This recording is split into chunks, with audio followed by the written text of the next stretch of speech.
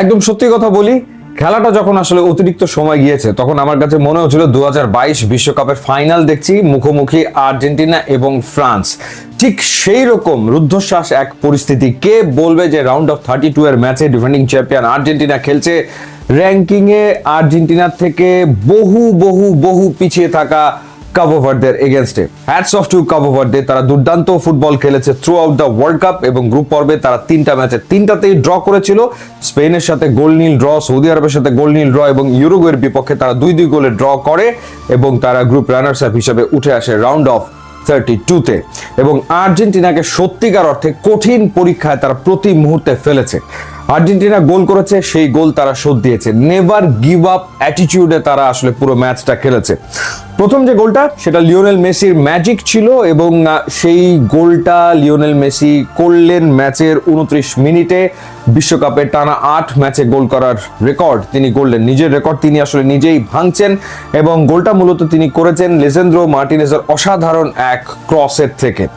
তো লিসেন্দ্রো মার্টিনেজ এই ম্যাচে আমার কাছে মনে হয়েছে তার বেস্ট পারফরমেন্স দিয়েছেন। শুধুমাত্র যে ডিফেন্স সামলেছেন তা না, তিনি আসলে একটা গোল তো অ্যাসিস্ট করেছেন এবং এর পরের গোলটা তার, অর্থাৎ 92 মিনিটে যখন অতিরিক্ত সময়ে খেলা চলে গেল তখন লিসেন্দ্রো মার্টিনেজ যে গোলটা করেছেন সেটাও সুপার গোল, দেখার মতো গোল, কোনো সন্দেহ এ ব্যাপারে নাই। তো এরপরে যে গোলটা হয়েছে থার্ড গোল, সেটা আসলে ক্রিশ্চিয়ান রোমেরোর গোল, যদিও সেটা ওন গোল দেওয়া হয়েছে কারণ দিনির তার মাথায় লেগেছিল, সেই কারণে আসলে ওন গোল দেওয়া হয়েছে, বাট ওই গোলটা মূলত আসলে ক্রিশ্চিয়ান রোমেরোর। সো এখানে সিগনিফিক্যান্ট ব্যাপার হচ্ছে লিওনেল মেসি ছাড়া যে দুটো গোল এসছে সেই দুটো গোল এসছে দুজন সেন্টার ব্যাকের কাছ থেকে। এবং এখানে একটা ডেফিনেটলি বড় প্রশ্নের জন্ম হয় যে লাউতারো মার্টিনেজ কিংবা হুলিয়ান আলভারেজ তারা আসলে এখনো কিন্তু পারফর্ম করতে পারছে না, তাদের কাছ থেকে সেই পারফরমেন্স পাওয়া যাচ্ছে না। গোল করার কথা তাদের, তারা সেটা আসলে করতে পারছে না এবং সেই কারণে আমরা এই ম্যাচে দেখলাম যে লিসেন্দ্রো মার্টিনেজ গোল করলো, ক্রিশ্চিয়ান রোমেরো গোল করলো এবং এটা আর্জেন্টিনার জন্য সত্যিকার অর্থেই বিরাট এক চিন্তার ব্যাপার। বিশ্বকাপে লিওনেল মেসি গোল করে ফেলেছেন 7টা, কিন্তু প্রত্যেকটা ম্যাচে তো আর তিনি নিশ্চয়ই গোল করবেন না। যেমন এই ম্যাচে আসলে বাকিদের কাছ থেকে যে সাপোর্টটা দরকার ছিল সেই সাপোর্টটা তো পাওয়া যায়নি। আলভারেজকে যখন নামানো হয়েছে, আলভারেজের কোনো মুভ সেরকম ভাবে আসলে ছিল না বা কোনো থ্রেট তিনি তৈরি করতে পারেননি। এর আগে লাউতারো মার্টিনেজ যতক্ষণ মাঠে ছিলেন তিনিও আসলে কোনো থ্রেট তৈরি করতে পারেননি। এবং আলমাডার পারফরমেন্স, প্রত্যেকটা ম্যাচে স্টার্টিং লাইন আপে আলমাডাকে রাখা হচ্ছে, কিন্তু আলমাডার পারফরমেন্স 4টা ম্যাচে খুবই পোর, রাইট? সো বাদিকটাতে যেখানে ডি মারিয়া খেলতো সেই জায়গাটাতে আলমাডা খেলছেন এবং ওখানে আসলে আর্জেন্টিনার পারফরমেন্স খুব একটা ভালো হচ্ছে না, সেই ব্যাপারটাই আমরা লক্ষ্য করছি এবং আলমাডাকে এই কারণে কিন্তু স্কালোনি একটা সময় পর তুলে নিয়েছেন।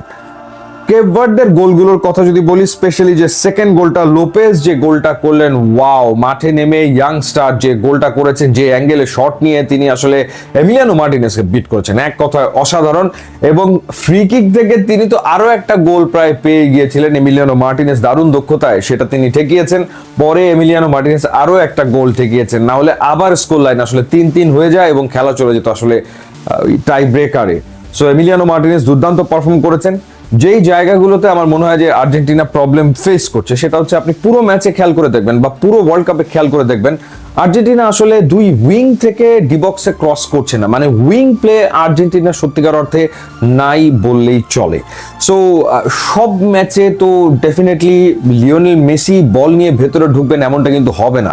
সো ডেফিনেটলি উইঙ্গারের প্রয়োজন পড়ে, উইং প্লের প্রয়োজন পড়ে, উইং থেকে ডিবক্সের ভেতরে ক্রস আসার প্রয়োজন পড়ে, যেমন কর্নার থেকে ক্রিশ্চিয়ানো রোমেরো যে হেডটা করেছিল। সো ওই রকম ডিবক্সের ভেতরে তো আসলে ক্রস আসতে হবে, সেই ব্যাপারটা ঘটছে না এবং উইং এ ডেফিনেটলি আর্জেন্টিনার এই উইকনেস ভোগাতে পারে, কোনো সন্দেহ এ ব্যাপারে নাই।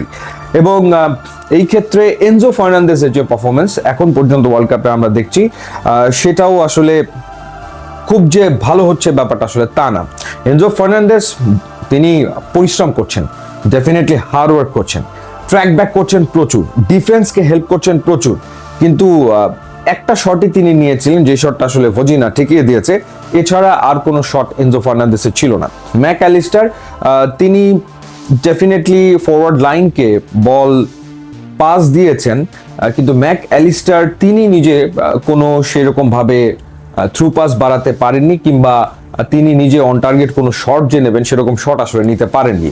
এবং একই সাথে ডি পল, তাকে তো স্লো মনেই হচ্ছে ইনজুরি এই টিমের একটা বড় কনসার্ন। সেই জায়গাটাতে ক্রিশ্চিয়ান রোমেরো পুরো ম্যাচ খেলেছেন, লিসেন্দ্রো মার্টিনেজ পুরো ম্যাচ খেলেছেন, এবং আমরা মেদিনাকে দেখলাম যে তিনি মাঠ থেকে বেরিয়ে গেলেন খুঁড়িয়ে খুঁড়িয়ে, এবং একই সাথে মলিনা ছিলেন, তিনিও বেরিয়ে গেছেন। সো ইনজুরি একটা বিরাট কনসার্ন আর্জেন্টিনা টিমের জন্য। So wake up call for Argentina, যখন তারা রাউন্ড অফ 16-এ মাঠে নামবে তার আগে এটা একটা ওয়েক আপ কল। এখন দেখার ব্যাপার যে স্কালোনি কিভাবে করে এই ম্যাচ থেকে যে লার্নিং, শিক্ষা, যে ভুলগুলো আর্জেন্টিনা করেছে সেগুলো আসলে স্কালোনি কিভাবে শুধরে নেন।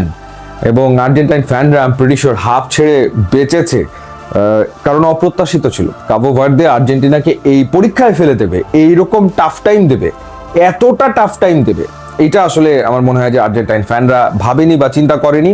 আমি নিজেও এরকমটা ভাবিনি। আমার কাছে মনে হচ্ছে আর্জেন্টিনা এই ম্যাচ 2-0 গোলে জিতে যাবে, 3-0 গোলে জিতে যাবে। But Cabo Verde played really well. Vozinha গোটা 3 গোল তো তিনি সেভ করেছেন।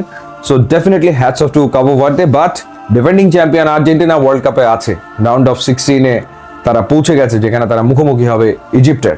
ইউটিউব, ইনস্টাগ্রাম লিঙ্ক আছে, আপনারা যোগ দিলে খুবই খুশি হবো। And thanks for watching.